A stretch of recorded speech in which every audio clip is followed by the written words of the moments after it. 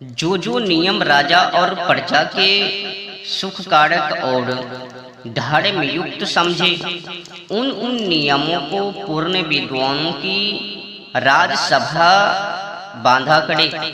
परंतु इस पर ध्यान रहे,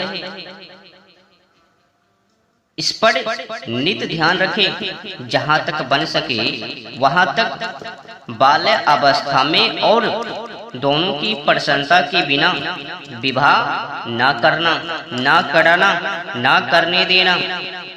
ब्रह्मचार्य का यथायुग सेवन करना कराना, व्यभिचार और बहु विवाह को बंद करे कि जिससे शरीर और आत्मा में पूर्ण बल सदा रहे।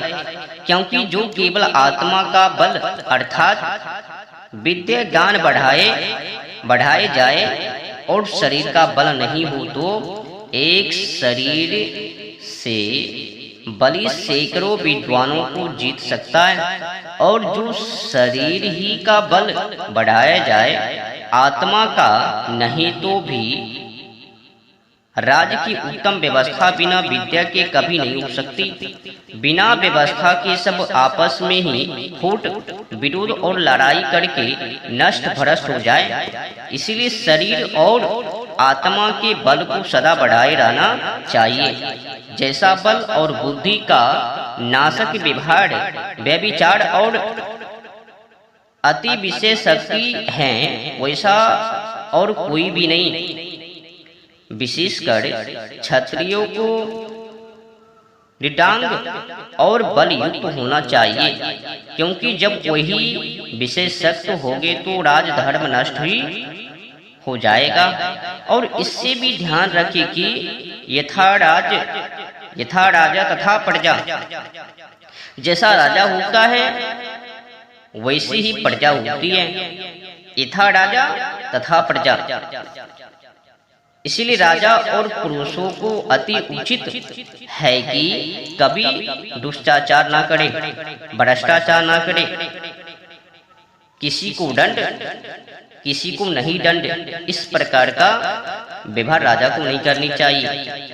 न्याय उत्तम होनी चाहिए, मर्म होनी चाहिए, उचित होनी चाहिए। जो अपराधी हैं उनको दंड देनी चाहिए।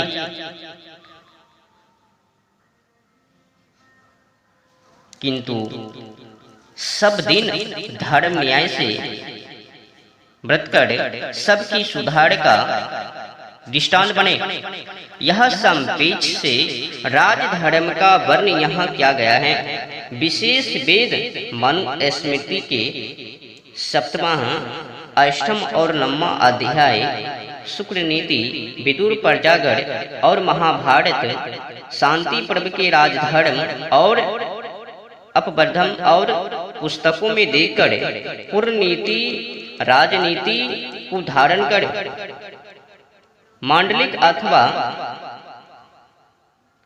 सार्वभौम चक्रवर्ती राज करे। और यही समझे कि वयम प्रजापते है, प्रजा अभूम का वचन है। हम प्रजापति अर्थात परमेश्वर की प्रजा और परमात्मा हमारा राजा, और हम उसके किंकर वृत्तवर्त हैं। वह कृपा करके अपनी दृष्टि में हमको राज अधिकारी करे और हमारे साथ से अपने सत्य न्याय की प्रवृत्ति करावे। अब आगे ईश्वर और वीर विषय में लिखा जाएगा।